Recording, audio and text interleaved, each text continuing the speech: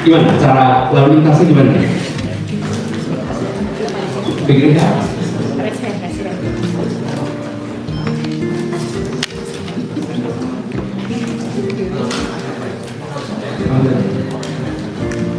Yuk.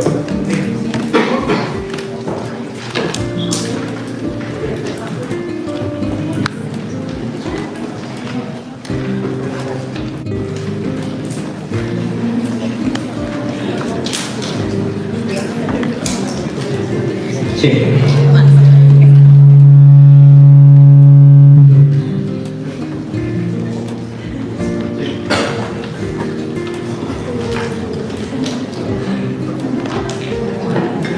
Cek, tes, ya, terima kasih banyak. Sekali lagi kita berikan aplaus untuk Pak Andreas Baswedan.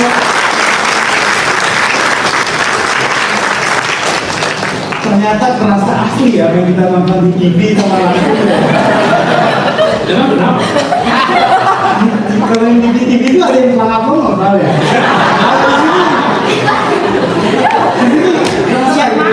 Yang mana tuh? Siapa tuh? Ya. Oke, kalau gitu kita akan manfaatkan waktu ini untuk mengeksplor lebih dengan pertanyaan-pertanyaan. Mungkin ini akan menjadi besar habis versi berikutnya. Ya. Saya akan berikan floor ini kepada rekan saya, yaitu Mas Fikri Abdul Hakim yang akan menjadi moderator. Kepada Mas Fikri, kami persilakan. Dan sekedar informasi untuk hadirin sekalian, Mas Fikri ini merupakan dosen dari Industrial Engineering atau Teknik Industri di Institut Teknologi Bandung, yang pada saat ini sudah mengambil program pendidikan PhD di Universitas Makassar, tepatnya di bidang logistik. Kepada Mas Fikri, kami persilakan.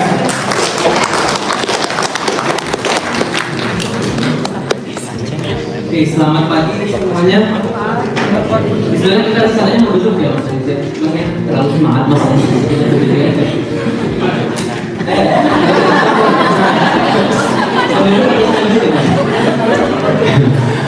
Ada yang susah cari kursi di sana.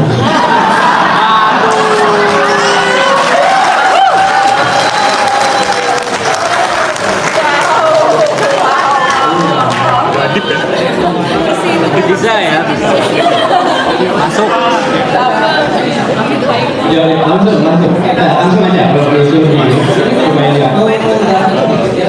Jadi di sini kita ingin mengenal dulu ya. Jadi Mas Anies ini dulu dari kecil sampai besar itu Mas Anies dididik oleh orang tua. Orang tuanya kakek neneknya pahlawan. Ayahnya wakil rektor Universitas Indonesia. Ibunya juga guru besar di Jogja. Dan setelah itu melanjutkan SMA pun dan ke US gitu. Jadi kalau saya lihat ini kayaknya privilege-nya banyak sekali. Jadi orang tua tuh mendidik Mas Anies tuh value pendidikan tuh apa? Karena kita lihat kalau kita lagi belajar ya studi PhD, S3, S2 itu ditanya ngapain kamu S3? Kerja aja nggak perlu ijazah. Ijazah yang asli.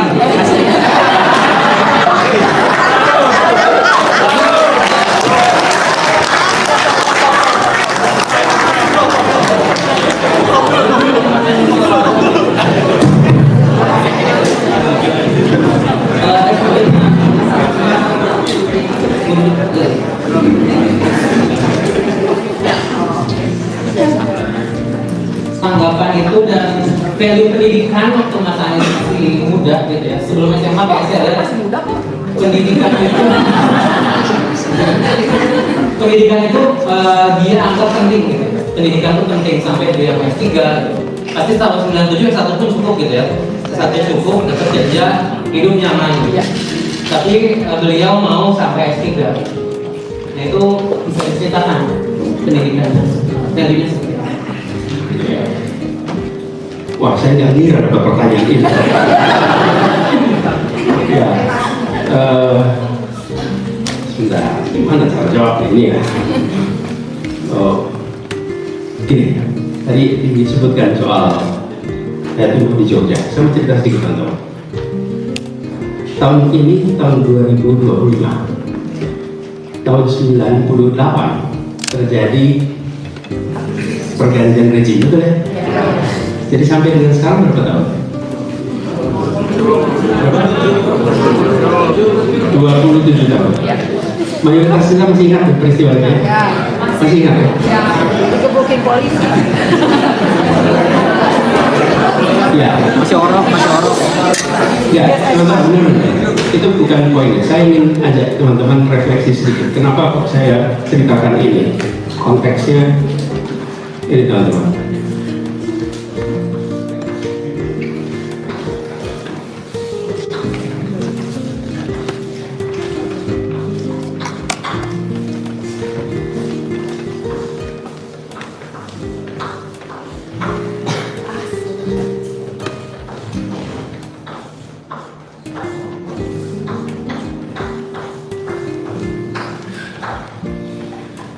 Ini ya teman-teman, saya ini berada di Jogja di era ini teman-teman. Apa sih yang unik? Di Jogja itulah pusat revolusi tahun 45 sampai 49. Di situ kumpul semua pejuang-pejuang republik. Oke, nyata, depan mata, bukan fiksi, bukan dongeng, depan mata. Jadi kalau kami anak-anak SMP menjelang 17 Agustus dikumpulkan, lalu yang bicara depan kita tuh orang yang senyatanya berada di sini. Bukan dongeng, bukan. Lalu mereka tinggal di dekat rumah tempat sekolah-sekolah kita. Di sepanjang sekolah kita, namanya SMP 5 di Kota Baru, semua jalan-jalan di situ, nama-namanya adalah nama-nama anak-anak SMP yang meninggal ketika perang. Orang tua dari anak-anak SMP itu masih hidup di daerah ini, teman-teman. Nah, saya bersyukur sekali bahwa saya tumbuh di kota di mana kisah mereka berjuang itu kita dengar first hand, bukan dari buku, bukan dari dokumenter. Seperti Anda sekarang kalau ditarik ke sini, masih ingat bukan? Ini di sini tuh masih depan mata, teman-teman. Serius, I mean it. Ke tempat Ibu Jenderal Sudirman, Ibu Dirman kita panggilnya, itu adalah sahabat nenek saya, dan itu hal yang biasa. Dan itu di Jogja itu bukan hal yang luar biasa, bukan kayak penderita. Apa yang menarik? Ini yang saya mau sampaikan. Mereka boleh saja punya menteri, mereka boleh saja punya panglima, kesederhanaannya dahsyat. Yang punya apa, teman-teman? Jadi kalau disebut bahwa ini cucu dari siapa, anak nggak punya apa-apa, teman-teman. Jangan membayangkan kalau Anda berada di sini punya posisi, berarti kemudian Anda memiliki kelebihan yang mereka ada. Itulah yang membuat kita yang tumbuh besar di suasana itu, kita merasakan bahwa yang dimiliki bukan material, yang dimiliki bukan barang yang bisa ditunjukkan, yang dimiliki adalah integritas, kecintaan tanpa syarat pada Republik, dan kemauan untuk bekerja untuk Republik. Itu yang tumbuh besar di suasana itu. Jadi teman-teman, saya kalau ditanya cerita gimana cerita masalah, this is not only the story about the family. Ini bukan cerita kisah keluarga saya, bukan. Ini kisah satu generasi yang berada di kota itu di masa ini. Nah, saya beruntung karena waktu itu keluarga saya termasuk yang aktif, sehingga banyak diajak jalan ke sana, jalan ke sini, ikut. Walaupun kalau datang ikut pertemuan itu pengalaman saya tuh bosan yang luar biasa. Kadang nggak paham yang diomongin sama. Tapi saya merasakan menyerap itu. Jadi keinginan untuk apa ya, kalau bicara tentang apa sih, saya pernah ditanya sama Mas Supri, Pak Anies apa ya membuat Pak Anies ini mau yakin optimis. Saya ketemu dengan orang-orang yang menghibahkan segalanya untuk masa depan Republik, dan dia tidak pernah minta sedikit pun dari Republik ini. Saya ketemu itu sama mereka, contohnya banyak sekali berdagang. Itulah seringkali kita gemes hari ini dengan orang yang mendapatkan kewenangan dan kekuasaan yang diambil sebesar-besarnya untuk dirinya dan bukan untuk rakyatnya. Gemes, teman-teman, karena kalau saya sih menyaksikan dari itu. Nah, ini teman-teman, kalau bisa dibilang hal pertama. Hal yang kedua tentu saja efek didikan dan lain-lain, tapi kita semua sama kok. Saya sih sederhana sekali waktu itu, kepengen kuliah di luar negeri, itu aja, sama nggak semuanya? Nah, lebih dari itu, pokoknya saya pengen waktu itu SMA, keren tuh kalau bisa ikut pertukaran pelajar, betul nggak? Nggak ada bayangan jauh-jauh, pokoknya itu keren aja. Jadi pengen mau dikerjain, coba itu dapat. Kemudian setelah selesai kuliah dapat, dan saya alhamdulillah dapat kesempatan, walaupun saya waktu itu belum terbayang kuliah ke Jerman soalnya. Kalau kebayang barangkali saya punya sini juga ya. Ya waktu itu kebayang soal di Amerika. Akhirnya saya berangkat ke Amerika, dan perjalanan ini semua teman-teman bukan dengan bayangan di ujungnya seperti apa, tapi saya ingin bisa meneruskan master, PhD, karena rencana saya akan pulang ke kampus kembali menjadi dosen. Dan itu rencana awalnya, kembali pulang ke Jogja, lalu mengajar di Jogja. Nanti ceritanya panjang dari sini. Ternyata rutenya berubah, ya. Rute berubah. Dan kita ngapain ya rute berubah itu? Kalau rute berubah, siapa bilang ya itu? Berubah. Nah, lalu saya bergeser. Tapi semangat itu di sana, dan inilah sebabnya kenapa saya juga merasa orang tua itu pendidik itu terpenting. Orang tua pendidik pertama, tapi orang tua juga pendidik paling tidak tersiapkan. Jadi karena itulah kita harus bersiap-siap jadi pendidik. Kami bersyukur bahwa orang tua kami adalah pendidik, dan mereka mendidik alhamdulillah dengan baik. Challenge saya di kami sekarang, mudah-mudahan kita bisa mendidik anak-anak kami dengan baik, sebagaimana orang tua kita akan mendidik. Tapi saya ingin kembali ya teman-teman. Ini fase ini ya teman-teman. Ini fase priceless yang sesudah 90-an satu-satu hilang. Satu-satu hilang. Dan kita tidak punya banyak dokumen. Kenapa? Karena banyak generasi ini bukan generasi penulis, sehingga pengalamannya banyak yang tidak ditulis, pengalamannya banyak yang tidak terdokumentasikan. Seperti kita yang waktu itu berada di Jogja dan sering mendengar, dapat, tapi banyak yang terlewat begitu saja. Mudah-mudahan nanti suatu saat kita punya cara untuk bisa menarik kembali begitu banyak pengalaman berintegritas itu. Karena ini yang sering saya sampaikan teman-teman. Saya ketika di Jogja tumbuh besar, sering ke perpustakaan. Sebenarnya dibalik, saya senang naik sepeda sama ibu dan ayah itu boleh sepeda kalau ke perpustakaan. Jaraknya 4 km. Kalau tidak hanya boleh di kampung. Kalau mau keluar kampung boleh asal ke perpustakaan. Jadi saya ke perpustakaan bukan karena suka buku, tapi karena sepedaan. Side efeknya pinjem buku. Nah sama sekali gak ada minat soal buku. Nah, anak-anak juga mana pula mau minat buku. Nah ya main lah gitu. Nah ketika buku, siapa yang dipinjam? Buku-buku biografi. Cokro Agus Salim. Cerita Bung Hatta itu menempel sekali di saya. Sahri dan lain-lain. Teman-teman, itu nama-nama itu profesinya apa teman-teman? Pejuang, memang pejuang profesi. Ya, perang ya. Kalau ditanya profesi apa mereka itu? Nama-nama itu? Politisi. Benar nggak? Bayangkan politisi dan jadi role model teman-teman. Ada nggak hari ini? I'm serious. Ada Pak Anies. Maksudnya itulah yang saya ingin sampaikan teman-teman. Kami itu tumbuh dengan melihat berada di balai politik itu terhormat. Mudah-mudahan kita bisa kembalikan berada di balai politik itu sebagai langkah terhormat yang dikerjakan hal-hal yang terhormat untuk kebaikan bagi bangsa.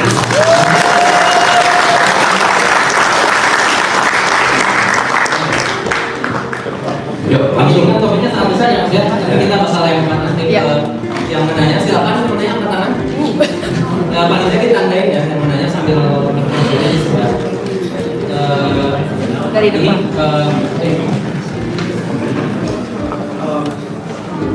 Mike. Baik. Harga mic-nya nggak ada suaranya. Kalau misalkan langsung teriak semangat bisa kan ya? Boleh. Siapa takut? Ya, gini aja. Kalau yang sudah ditunjuk, oh tapi Anda susah bergeraknya ya? Iya. Ini memang dirancang untuk nggak bisa bergerak. Saya harus ada. Isinya nggak bisa bergerak.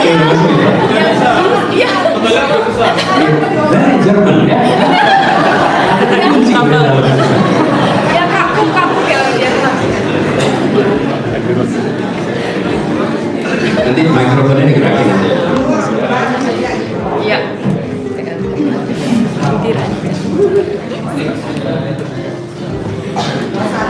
Bisa keras kok. Iya. Yang itu ya. Tes. Iya. Assalamualaikum warahmatullahi wabarakatuh. Waalaikumsalam. Selamat siang, Pak Anies. Perkenalkan, nama saya Aski Pratama. Jauh-jauh saya dari Kiel, Strasbourg, untuk menghadiri dialog bersama Pak Anies. Pak Anies merupakan sosok inspiratif Indonesia. Berbicara mengenai mengukir masa depan Indonesia di tanah rantau, namun di lapangan kita juga melihat banyak fenomena di mana anak muda Indonesia yang datang ke luar negeri bukan hanya untuk studi ataupun pengembangan diri, melainkan ketidakpuasan terhadap kondisi Indonesia saat ini. Ada juga sebagian memilih untuk pergi kabur aja dulu. Menurut Bapak, bagaimana kita bisa mengembangkan ekosistem pendidikan dan kebangsaan yang membuat generasi muda mempunyai tujuan di negerinya sendiri, bukan malahan pergi untuk keluar negeri. Dan pertanyaan terakhir, mohon Bapak kasih pesan dan motivasi buat kami.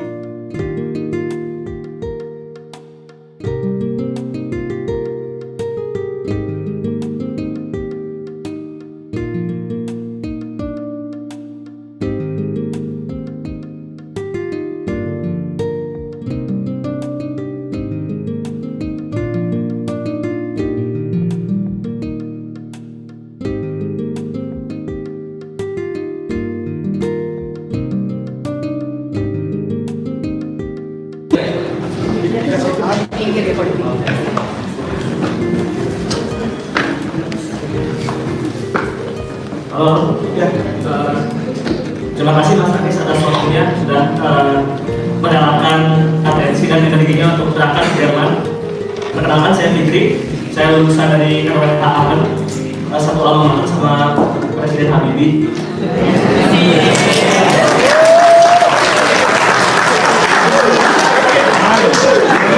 Dari Aachen, saya balik ke Indonesia, saya kerja di Indonesia di perusahaan militer. At some point, saya merasa karir saya dan diri saya itu tidak berada di industri atau korporasi, melainkan di dunia riset.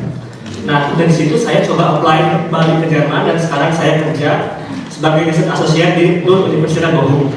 Nah, saya ingin mencoba memberikan gagasan ke Bapak Anies, Pak, apakah bisa later di kemudian hari S3 di Indonesia itu dibayar, bukan kita bayar.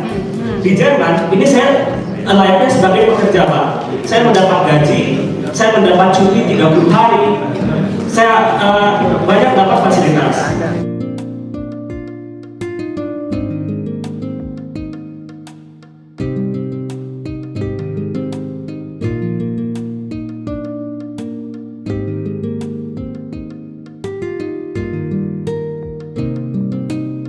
kampus-kampus dan perusahaan untuk melakukan riset.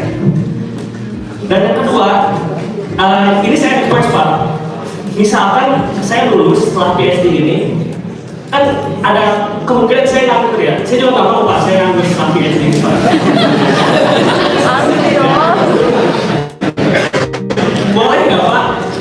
Bapak, ini saya minta tolong ya. Ya. Tolong buka di BUMN posisi postdoktoral yang banyak Pak.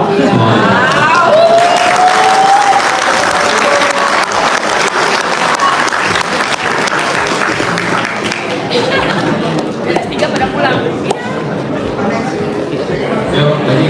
Sekarang takut nganggur mereka. Gak apa-apa, yang mungkin banyak aja.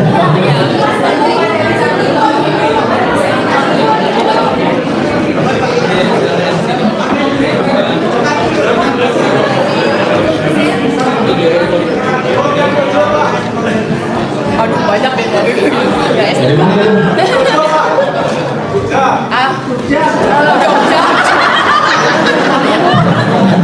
Ya, sini Jogja Bang. Sudah jauh sama. Saya Ira Pak, saya beraninya Ira itu adalah investor, saya ibu dari 3 anak. Ira itu runner, saya senang lari maraton. Hari itu saya Oliver, sekarang saya kerja sebagai Oliver di perusahaan base-nya UK, tapi saya kerja di perusahaan yang saya mau sorotin adalah dulu saya flashback, saya ketemu Pak Anies 2 kali. Hari ini yang kedua, yang pertama kali adalah ketika saya apply Indonesia Mengajar.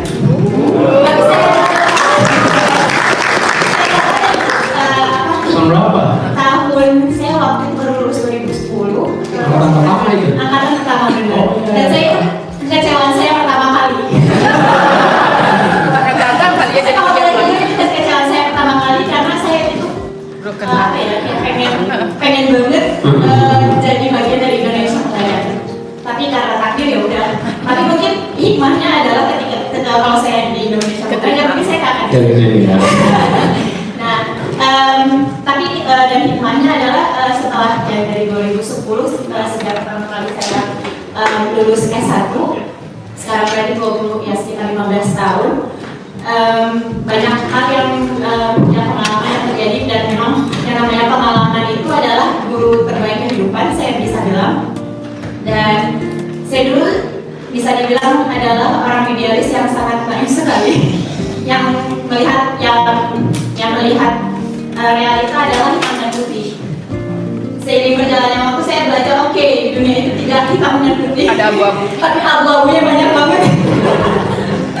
Dan saya masih punya cita-cita. Saya dan suami di sini kerja, suami saya juga kerja. Kita turun kuliah bareng-bareng di sini di suami saya di Bogor, saya di Wisma Essen, saya di Wisma Essen. Saya alumni. Ya saya mau saya masih punya cita-cita untuk mewujudkan. Sebenarnya pertanyaan saya adalah bagaimana tentang Indonesia Mengajar, apakah itu masih berlanjutkah? Karena saya mungkin mau sharing mimpi saya, mungkin dalam waktu 15 tahun, 20 tahun lagi kita berdua akan balik ke Indonesia. Itu janji kita, insya Allah. Ya, dan bukan untuk mengemis di negara sendiri, tapi untuk memberikan kontribusi baru. S1-nya di ITB. Ya, terima kasih. Oke, saya jawab dulu ya, jangan lupa ya. Nanti habis itu second round. Pertama, makasih. Terima kasih sudah 8 jam datang ke sini. Terima kasih telah terus memikirkan Indonesia. Dan pertanyaannya, bagaimana membangun ekosistem pendidikan kebangsaan agar anak-anak kita mau memajukan bangsa sendiri. Ya teman-teman, ketika dengar kabar aja dulu, itu the privilege teman-teman. Jutaan lain itu cuma bisa nonton, kami bisa kabur ya. Dan kami tidak punya. Benar nggak teman-teman? Itu tuh suara the very privilege yang punya means, punya alat untuk bisa banyak nggak bisa. Jadi jangan sampai menganggap bahwa itu adalah fenomena semua. Nah, yang menurut saya perlu dikembangkan itu adalah mengembalikan pesan optimisme. Teman-teman, Anda boleh Google nanti 28 Oktober 2008 saya menulis sebuah artikel di Kompas, judulnya Membentangkan Optimisme Bangsa. Judulnya itu, Anda baca. Anda baca. Kenapa? Ini kalau dihitung sekarang udah berapa tahun jadi ya? 2008 ke sekarang. Saya merasa ada begitu. Tone itu, teman-teman, tone apa ya? Tone itu nada pesimisme itu terlalu kuat di bangsa kita. Sementara kalau Anda boleh tarik ke sini, teman-teman, ini mereka yang ada di sini semua punya persyaratan untuk pesimis loh. Betul nggak? Buta huruf 95%. Kira-kira gimana coba teman-teman? Kalau Anda jadi kayak Hatta ya, pulang dari Belanda, datang terus, Masya Allah, 95%. Terus Bandung nih, emang ada yang berani dari Jakarta ke Bandung malam hari? Nggak ada teman-teman, begal di mana-mana. Teman-teman ngomong sekarang korogan, dulu begal.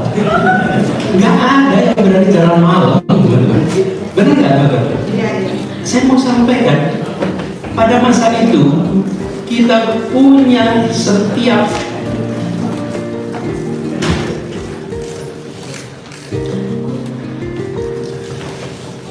punya setiap alasan untuk pesimis. Ini nih, di masa ini nih.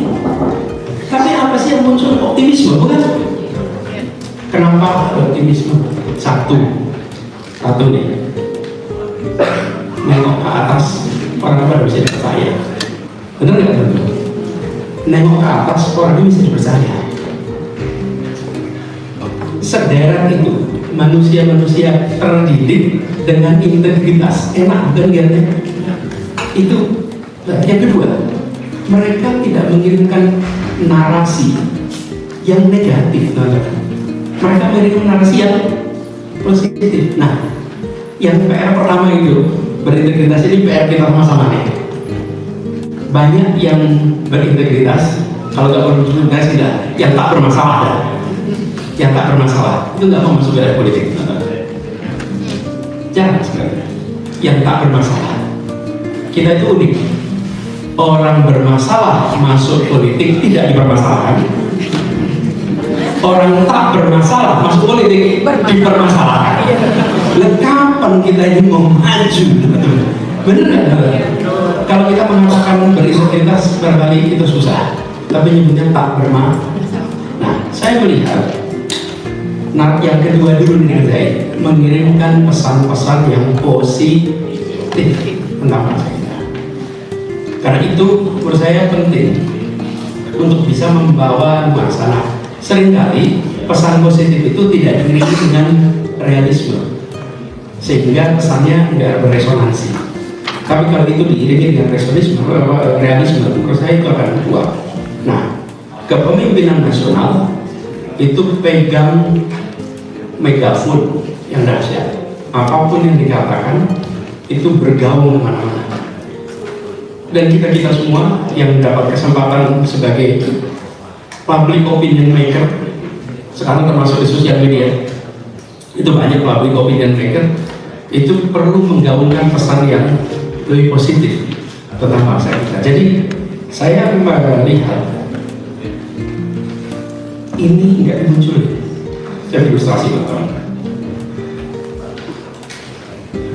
Di Hollywood itu banyak sekali film diproduksi, kan itu mesin produksi film yang luar biasa ya.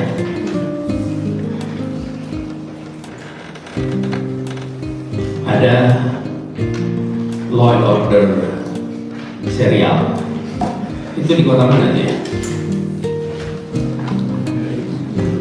Ada LAPD, ada NYPD. Teman-teman, coba Anda datang ke New York, itu namanya copet. Bener kan? Yang namanya copet, yang namanya pencuri, yang namanya kriminal, banyak sekali. tapi film yang dibuat adalah tentang orang baik yang memerangi kriminal. Betul nggak? Iya, saya tuh sempat bilang, kita emang negeri kita lagi banyak koruptor. Apa sih susahnya bikin narasi tentang orang-orang berintegritas dalam KPK yang berani menangkapi koruptor? Itu mengubah cara pandang kita tentang korupsi. Karena kita ditunjukkan, saya ketemu teman-teman, orang-orang berintegritas dalam KPK itu. Mereka itu teman-teman punya yang aku dari, saya ngomongnya KPK dulu ya. Dan sekarang saya nggak punya testimoni. Tapi dulu betul. Ketika itu, saya ketemu dengan orang-orang yang tidak lagi khawatir tentang penegakan hukum, yang berani sekali, tidak bisa dibeli. Nah, saya sempat bilang pada teman-teman pembuat film ini, bikin dong film-film itu untuk bangkitkan percaya diri kita. Perang Vietnam itu Amerika kalah, menangnya di perfilm aja. Bener nggak Nanda? Iya. Ada nggak melihat? Tapi itu apa? Membangkitkan percaya diri pada kalah orang itu. Nah itu yang saya maksud. Bangkitkan narasi itu sehingga kita punya sering positif. Kalau Fikri, tadi Anda usul supaya S3 dibayar. Sekarang banyak yang bayar dapat S3 juga. Ini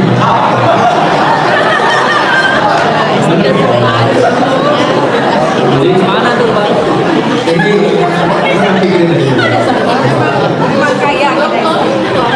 kita